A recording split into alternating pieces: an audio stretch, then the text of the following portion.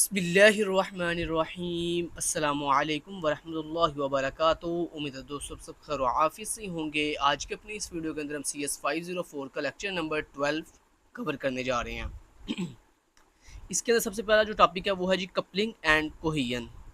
Coupling and cohesion को दोस्तों हम सबसे पहले जो है वो एक डायग्राम के थ्रू समझते हैं, उसके बाद फिर हम इसकी थ्योरी आगे कवर करेंगे। मैं चाहता हूँ कि आपको मैं बहुत ही ईजी वर्डिंग के अंदर कपलिंग एंड कोहेजन समझाऊँ, ताकि ज़िंदगी भर आपको कभी कपलिंग एंड कोहेजन वो भूले ना। चलते हैं MS पेंट के ऊपर। प्रीवियस लेक्चर के अंदर, लेक्चर नंबर 11 के अंदर दोस्तों हमने ये डिस्कस किया था कि जब हमारे पास एक लार्ज सिस्टम होता है तो उस लार्ज सिस्टम की कम्प्लेक्सिटी को मैनेज करने के लिए, कम करने के लिए हम अपने उस ओवरऑल सिस्टम को छोटे छोटे पीसीज में डिवाइड कर देते हैं। और उन छोटे छोटे पीसीज को हम जो है वो मॉड्यूल कहते हैं। क्या कहते हैं? मॉड्यूल। मॉड्यूल्स। सॉरी। अच्छा जी, अब देखें ज़रा। तो यहाँ पर मेरे पास एक सिस्टम है, एम्प्लॉय मैनेजमेंट सिस्टम। अब उस सिस्टम को बनाने के लिए मैंने उसे छोटे छोटे पीसों में डिवाइड किया, पीसेस में डिवाइड किया, जिसको हम मॉड्यूल्स कह रहे हैं। तो लाइक हमने उसको 4 मॉड्यूल में डिवाइड कर दिया। ये हमारा मॉड्यूल नंबर 1 है, ये हमारा मॉड्यूल नंबर 2 है, ये हमारा मॉड्यूल नंबर 3 है, ठीक है, और इसी के साथ ये हमारा मॉड्यूल नंबर 4 है। अब जरा गौर से समझिएगा, इंशाल्लाह आपको जो है कपलिंग एंड कोहेजन की अच्छे से समझ आएगी। अच्छा जी, अब दोस्तों आपको पता है ये जो मॉड्यूल हमने 4 बनाए हैं, इन मॉड्यूल्स के नाम भी होंगे प्रॉपर, ठीक है। तो लेट्स से ये जो मॉड्यूल है ये सैलरी के लिए मॉड्यूल है, सैलरी मॉड्यूल है, जिसमें हम सैलरी कैलकुलेट करते हैं एम्प्लॉय की और उनको सैलरी जो है वो देते हैं, ठीक है। उसके बाद ये जो मॉड्यूल है ये हायरिंग मॉड्यूल है, हायरिंग, जिसमें हम अपने एम्प्लॉयज़ की जो है वो हायरिंग करते हैं। लेट्स से फर्ज कर लेते हैं ये जो मॉड्यूल है हमारे पास, ये हमारे पास मॉड्यूल है जी डिपार्टमेंट्स का, के डिपार्टमेंट्स के, जो हमारी कंपनी में जितने भी डिपार्टमेंट्स हैं एम्प्लॉयज़ की, वो डिपार्टमेंट्स का मॉड्यूल है। और ये जो है वो हमारे एम्प्लॉयज़ के रिकॉर्ड का मॉड्यूल है। एम्प्लॉय या ऐसे कर लो आप, ठीक है। लेट्स एक जनरल मैंने नाम दे दिया हर मॉड्यूल को, ठीक है। ये लें जी, ठीक हो गया जी। अब देखो जरा गौर से बात सुनिएगा। अब आपके ये 4 जो हैं वो मॉड्यूल हैं, सैलरी मॉड्यूल है, हायरिंग मॉड्यूल है, एम्प्लॉय मॉड्यूल है एंड डिपार्टमेंट्स मॉड्यूल है। अब आपको ये भी मैंने सिखाया था प्रीवियस लेक्चर के अंदर कि जब आप एक सिस्टम तैयार करते हो, एक सिस्टम को डिज़ाइन करते हो, उसके अंदर डिफरेंट तरह के मॉड्यूल्स बनाते हो, तो उन मॉड्यूल्स को हम अपने सॉफ्टवेयर डिज़ाइन स्ट्रेटजीज जो 2 हमने पढ़ी थी प्रीवियस लेक्चर के अंदर, एक को हम कहते हैं फंक्शनल स्ट्रेटजी और दूसरे को हम कहते हैं ऑब्जेक्ट ओरिएंटेड स्ट्रेटजी। उन दोनों में से किसी एक को फॉलो करते हुए हम अपने ये तमाम के तमाम मॉड्यूल जो हैं वो डिज़ाइन करते हैं। अगर आप फंक्शनल स्ट्रेटजी को फॉलो करेंगे तो क्या होगा, आपके हर मॉड्यूल के अंदर डिफरेंट तरह के क्या होंगे, फंक्शंस होंगे, ठीक है। लाइक सम का फंक्शन, सब्ट्रैक्ट का फंक्शन, मल्टीप्लाई का फंक्शन।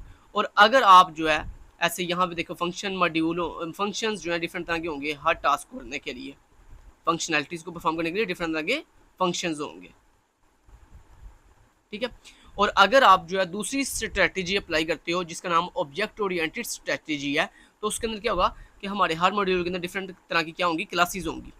अगर आप फंक्शनल स्ट्रेटजी का इस्तेमाल करो मॉड्यूल्स के अंदर, तो उसके अंदर हम अपने हर टास्क के लिए क्या, या अपनी हर फंक्शनैलिटी के लिए फंक्शंस बनाते हैं। और अगर आप ऑब्जेक्ट ओरिएंटेड स्ट्रेटजी का इस्तेमाल करो तो फिर हम जो है क्या करते हैं, अपने हर मॉड्यूल के अंदर डिफरेंट तरह के ऑब्जेक्ट्स यानी क्लासेस बनाते हैं, ठीक है। इस तरह से डिफरेंट तरह की क्या होती हैं, क्लासेस होती हैं, ठीक है। तो ये दोनों में से कोई एक स्ट्रेटजी आप जो है वो इस्तेमाल करते हो, या तो फंक्शनल स्ट्रेटजी या फिर ऑब्जेक्ट ओरिएंटेड स्ट्रेटजी। अच्छा जी, अब जरा गौर से और अगली बात सुनिए। अब देखें दोस्तों, आपने चाहे, अब अगर हम इस स्पेसिफिक मॉड्यूल की बात करें तो इस मॉड्यूल के अंदर या तो आप ये फंक्शनल स्ट्रेटजी यूज़ करेंगे या आप ये क्लासेस यानी ऑब्जेक्ट ओरिएंटेड स्ट्रेटजी यूज़ करेंगे। दोनों में से जो भी स्ट्रेटजी आपने यूज़ की है, फर्ज करते हैं कि आपने फंक्शनल स्ट्रेटजी इस्तेमाल की।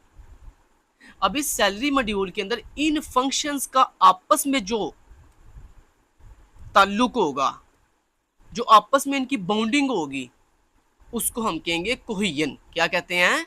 कोहिजन।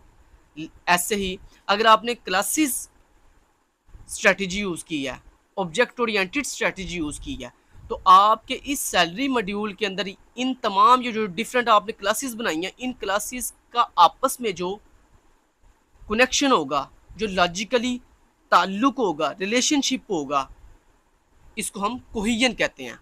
तो यानी विद इन मॉड्यूल, यानी एक मॉड्यूल के अंदर जो ताल्लुक होता है, जो रिलेशनशिप होता है, जो उसकी बाउंडिंग होती है, उसको हम कोहिजन कहते हैं।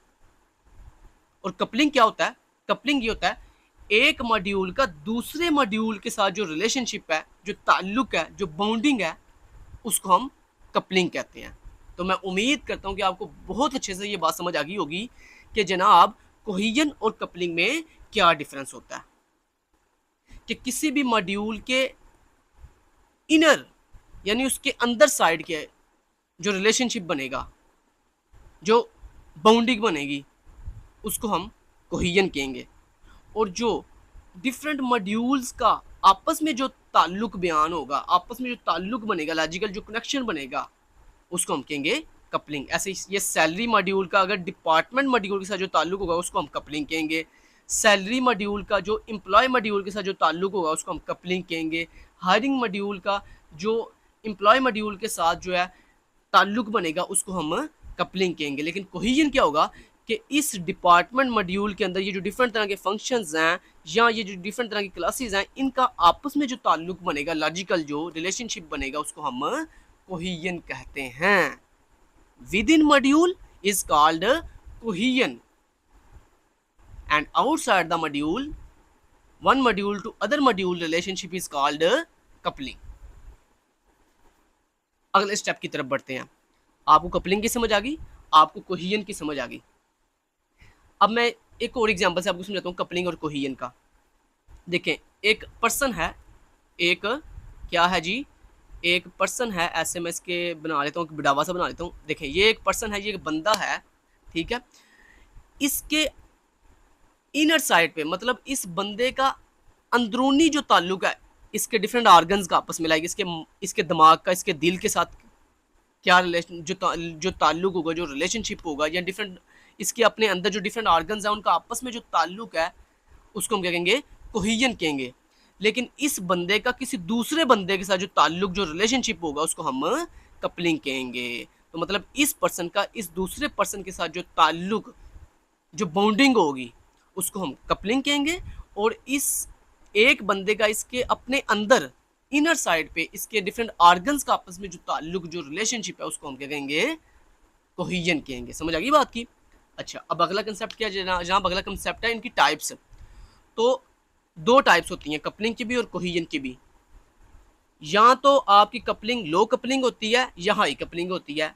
ऐसे ही जो ये जो कोहिजन होती है, इनर जो रिलेशनशिप होता है, जिसको हम कोहिजन कहते हैं, ये कोहिजन भी दो तरह की होती है। या तो ये हाई कोहिजन होती है या ये लो कोहिजन होती है, ठीक है। हाई को आप स्ट्रॉन्ग भी कह सकते हो, लो को आप लूज भी कह सकते हो।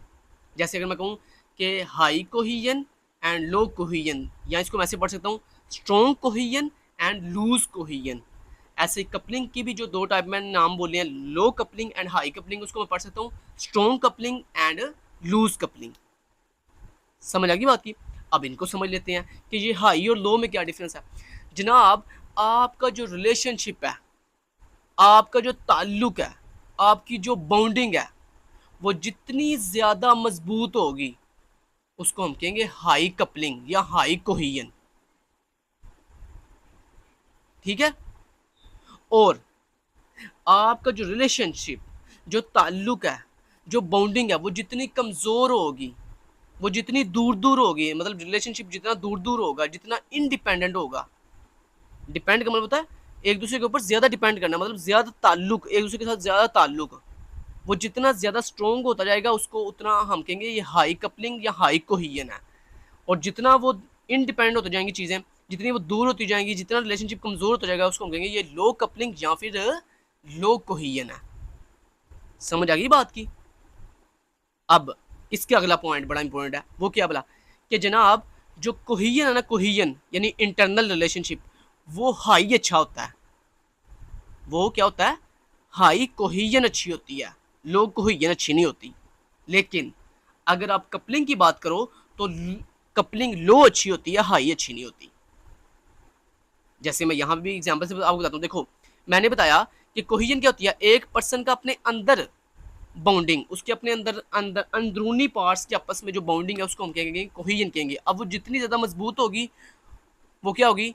हाई कोहिजन होगी। जितनी वो कमज़ोर होगी उसको हम लो कोहिजन कहेंगे। अब देखें, अगर आपका माइंड और आपका दिल, इन दोनों का आपस में जो ताल्लुक है वो कोहिजन है ना, अब वो कोहिजन जितनी ज़्यादा जनाब कमज़ोर होगी उसको हम लो कोहिजन कहेंगे, जितनी ज़्यादा वो स्ट्रॉन्ग होगी उसको हम हाई कोहिजन कहेंगे। और होना ही चाहिए जनाब कि आपके अंदरूनी एक इंसान के अपना माइंड और उसके दिल का आपस में कनेक्शन जो है वो मजबूत होना चाहिए। मतलब हाई कपलिंग, हाई कोहिजन होनी चाहिए, लो कोहिजन नहीं होनी चाहिए। लो कोहिजन होगी तो वो इंसान कभी ज़्यादा खुश नहीं रहेगा, ज़्यादा वो कामयाब नहीं हो सकता, क्योंकि उसका आपस में, उसके अंदर अंदरूनी ऑर्गन्स का आपस में इतना अच्छा बॉन्डिंग नहीं है, इतनी अच्छी जो है वो कोहिजन नहीं है, रिलेशनशिप ज़्यादा अच्छा नहीं है। तो इसलिए हाई कोहिजन जो है वो, या जिसको हम स्ट्रॉन्ग कोहिजन कहते हैं, वो ज़्यादा बेस्ट होती है as compare to low cohesion के या फिर लूज कोहिजन के। लेकिन जैसे मैंने बताया कि जो कपलिंग होती है, ये कपलिंग जो है वो लो अच्छी होती है। देखें, यानी एक इंसान का दूसरे इंसान के साथ जो ताल्लुक है वो लो अच्छा होता है, हाई अच्छा नहीं होता। क्यों हाई अच्छा नहीं होता? देखो, अगर आप जितना ज़्यादा जनाब दोस्तों के साथ अटैच होते जाओगे उतना ज़्यादा आप अपनी पहचान गंवाते जाओगे। ये बात ज़िंदगी में याद रखना, ये चीज़ बल्कि आपने एनालाइज भी की होगी कि जितना आप किसी दूसरे पर डिपेंड करते हो, डिपेंड, ये रिलेशनशिप क्या होता है? डिपेंड करना किसी पर। तो जितना आप किसी पर डिपेंड करोगे वो क्या होगा? वो हाई क्या हो जाएगी? कपलिंग हो जाएगी। और हाई कपलिंग जो है नुकसानदेह होती है। जितना आप किसी इंसान से इंटरडिपेंड हो जाओगे, मतलब उससे दूर हो जाओगे, उतना ज़्यादा आप क्या हो जाओगे? आपके अंदर लो कपलिंग होगी। जब लो कपलिंग होगी तो क्या होगा भला? आपके लिए वो बेनिफिट होगा, आप ज़्यादा जो है कामयाब होगे। समझ आ गई बात की? चलें जी, तो ये सारे कंसेप्ट आपको समझ आ गए। यही चीज़ यहाँ पे अब थ्योरेटिकल लिखी हुई है। ये देखें, आप बस पढ़ के सुनाने वाली बात है। ये देखो, सबसे पहले अगर मैं कपलिंग की बात करूँ, देखो, coupling and cohesion are contrasting concept. Contrasting दोस्तों कंसेप्ट वो होते हैं जो तजाद होता है, जिनके दरमियान मतलब फ़र्क होता है, मुखालिफ एक दूसरे के। तो सर कह रहे हैं कपलिंग एंड कोहिजन जो है वो देखने में तो आर कंट्रास्टिंग कंसेप्ट हैं, मतलब डिफरेंट कंसेप्ट हैं, लेकिन but are indirectly related to each other. लेकिन इनडायरेक्टली अगर देखा जाए तो ये एक दूसरे के क्या है जी? रिलेट कर रहे हैं, related to each other. Each other एक दूसरे के साथ ताल्लुक भी रखते हैं। क्योंकि देखो, कोहिजन भी जो है क्या होता है? रिलेशनशिप होता है, बॉन्डिंग होती है। कपलिंग भी क्या होती है? बॉन्डिंग होती है।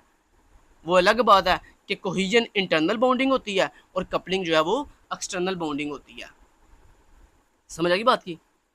तो है तो दोनों डिफरेंट कंसेप्ट हैं, लेकिन दोनों इनडायरेक्टली एक दूसरे से क्या कर रहे हैं जी? रिलेट कर रहे हैं। आगे देखो, अब नेक्स्ट बात पढ़ो। Cohesion is an internal property of a module. जैसे मैंने बताया, देखो मैंने क्या बताया था कि एक मॉड्यूल के अंदर जो रिलेशनशिप होगा, जो ताल्लुक होगा इंटरनली, उसको हम क्या कहते हैं? कोहिजन कहते हैं। तो ये देखो यहाँ लिखा हुआ है, cohesion is an internal property of a module. किसी मॉड्यूल के अंदर साइड पे जो इंटरनली जो उसकी प्रॉपर्टी होती है उसको हम कोहिजन कहते हैं। जबकि coupling is it's relationship with other modules. जैसे मैंने बताया कि एक मॉड्यूल का दूसरे मॉड्यूल्स के साथ जो ताल्लुक है, जो जो निस्बत है, उसको हम कहते हैं कपलिंग कहते हैं। ये देखो, coupling, coupling is it's relationship, ताल्लुक विद अदर मॉड्यूल्स। आगे नेक्स्ट कंसेप्ट पढ़ो जरा। Cohesion describe the intra component linkage.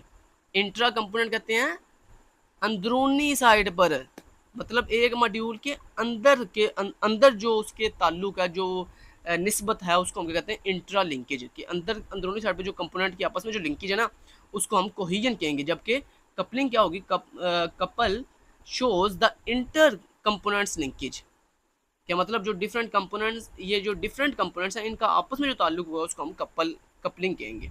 आगे जी, coupling measures the interdependence of two modules. मतलब दो मॉड्यूल्स के दरमियान ताल्लुक को हम कपलिंग कहेंगे। और कोहिजन एक मॉड्यूल के अंदरूनी साइड पे, इंटरनल साइड पे। तो ये सारी बातें दोस्तों वही लिखी हुई है। तो ये आप सारा आपने अच्छे से जो है वो इसको पढ़ लेना है अच्छे से, जो है वो ये आपके एमसीक्यू की हाथ से बड़ी इंपॉर्टेंट है। देखो आगे आगे वही बात आ गई जो मैंने आपको बताई थी कि कोहेजन जो है वो हाई अच्छी होती है और कपलिंग जो है वो लेस अच्छी होती है। ये देखो यही बात लिखी हुई है एमसीक्यूज की, बड़ी इंपॉर्टेंट है। ये देखो high cohesion system also implies less coupling, और ये बात सामने लिखी हुई है। कहते हैं सर कह रहे हैं कि एक इंसान की, मतलब चलो मॉड्यूल को बात कर लेते हैं, तो एक मॉड्यूल की जो कोहेजन है वो जितनी ज़्यादा हाई होगी उतनी ही उसकी कपलिंग जो है वो क्या होगी, लेस होगी। और ये बहुत अच्छी बात है, और ये बहुत अच्छी बात है, क्योंकि यही चीज़ मैंने आपको आगे बताई है कि कोहेजन हाई होनी चाहिए जबकि कपलिंग लो होनी चाहिए। मतलब एक इंसान का अपने अपने साथ जो ताल्लुक है वो बड़ा मजबूत होना चाहिए, लेकिन दूसरे इंसानों से जो ताल्लुक है वो इतना मजबूत नहीं होना चाहिए। जितना मजबूत होगा उतना आप नुकसान उठाओगे। अच्छा जी, उसके बाद ये यही चीज़ है ऊपर लिखी हुई है, देखो coupling is a measure of independence of a module और कंपोनेंट, डिफरेंट कंपोनेंट्स के दरमियान जो इंडिपेंडेंस होगी उसको हम कपलिंग कहेंगे।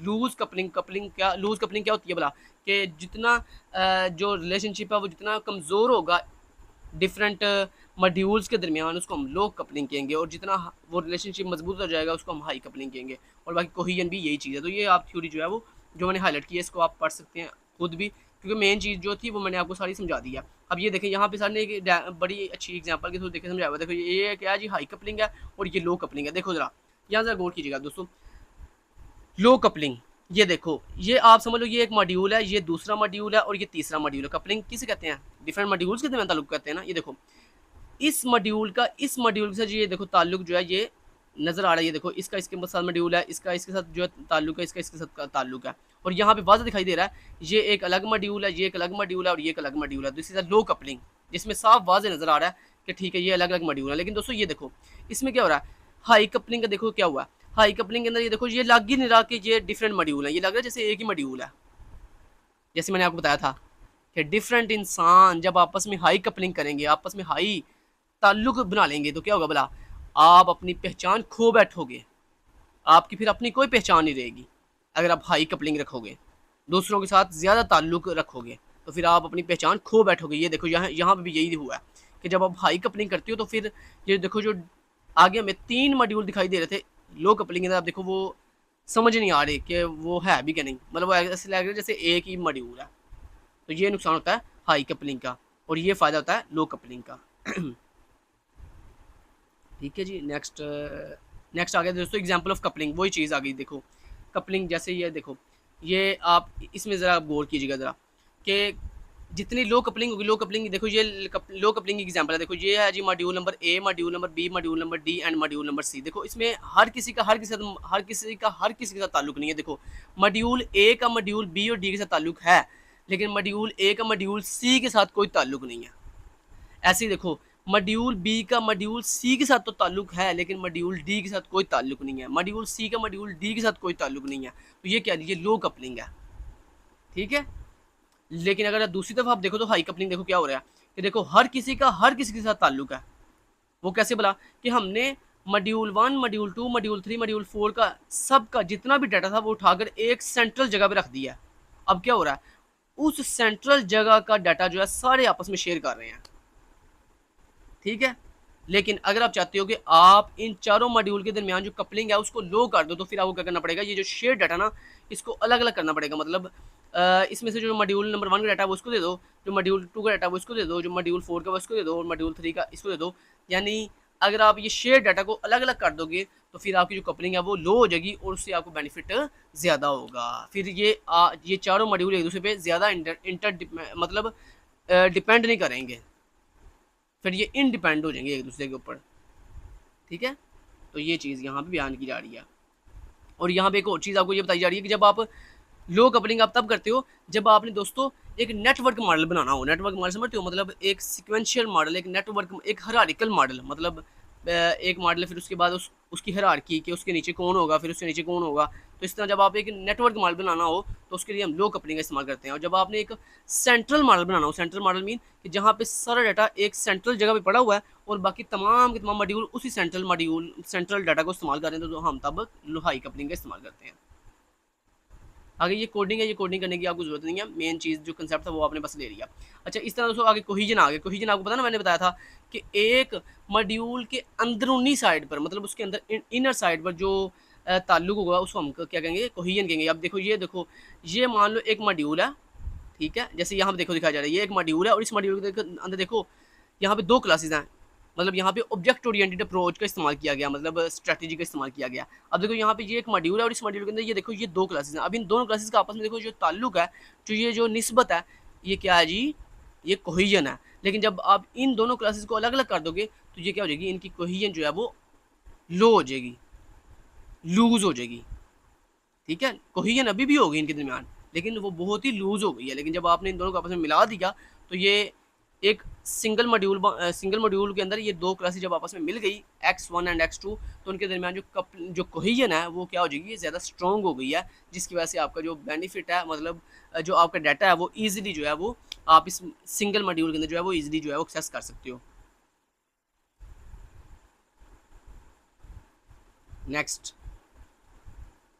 नेक्स्ट ये सारा आप छोड़ दो, आगे इंपॉर्टेंट पॉइंट आ गया दोस्तों, एब्स्ट्रैक्शन एंड इनकैप्सुलेशन। अगर आपको याद हो तो मैंने आपको एब्स्ट्रैक्शन एंड इनकैप्सुलेशन बड़े अच्छे से समझाया था CS304 ऑब्जेक्ट ओरिएंटेड प्रोग्रामिंग के अंदर, लेकिन यहाँ पे मैं आपको एक दफ़ा फिर जो है रिवाइज करवा देता हूँ।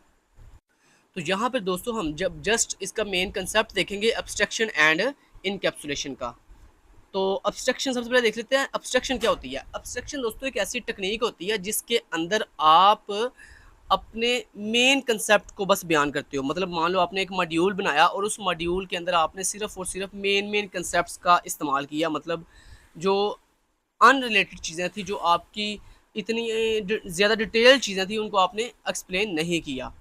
तो एब्स्ट्रैक्शन कहते हैं एक ख्याली पुलाव को। जैसे मैंने आपको वहाँ भी एक एग्जांपल दी थी कि जब आप अपना बस मेन टू द पॉइंट बात करते हो, मतलब जस्ट चीज़ों को डिफाइन करते हो, ठीक है, चीज़ों को सॉरी डिक्लेयर करते हो, डिफाइन नहीं करते जब आप, तो इसको हम कहते हैं एब्स्ट्रैक्शन। ठीक है, और एब्स्ट्रैक्शन हमेशा पेरेंट क्लास में की जाती है, चाइल्ड क्लास में नहीं की जाती। और इसी तरह दूसरा कंसेप्ट रहता है इनकैप्सुलेशन। अब इनकैप्सुलेशन क्या होता है, इनकैप्सुलेशन ये होता है कि चीज़ों को हाइड करना। ठीक है, इनकैप्सुलेशन हम वहाँ भी यूज़ करते हैं जब भी हमने चीज़ों को क्या करना हो, हाइड करना हो। अब इनकैप्सुलेशन के अंदर 2 चीज़ें होती हैं। जैसे आपको मैंने CS304 के अंदर एक एग्जांपल दी थी कैप्सूल की, ये इनकैप्सुलेशन निकला है कैप्सूल से। कैप्सूल आपने देखा ना, वो आप मेडिसिन खाते हो, मेडिसिन के अंदर आप क्या एक कैप्सूल होता है। अब उस कैप्सूल को अगर आप गौर से देखते हो तो उसमें 2 रंग होते हैं डिफरेंट। वो जो कैप्सूल होता है आपने देखा होगा, जो आप एज ए मेडिसिन के तौर पर खाते हो, उसमें 2 रंग होते हैं डिफरेंट। ठीक है, अब उन 2 रंगों से हमने बेसिकली ये कंसेप्ट निकाला है इनकैप्सुलेशन का, कि जब आप अपना मॉड्यूल के अंदर कोई भी क्लास डिफाइन करते हो तो उसमें 2 चीज़ें होती हैं। एक आपका डाटा होता है, मतलब एट्रीब्यूट्स होते हैं, और एक आपके बिहेवियर्स यानी फंक्शंस होते हैं, मेथड्स होते हैं, जिनको आप मेथड्स कहते हो।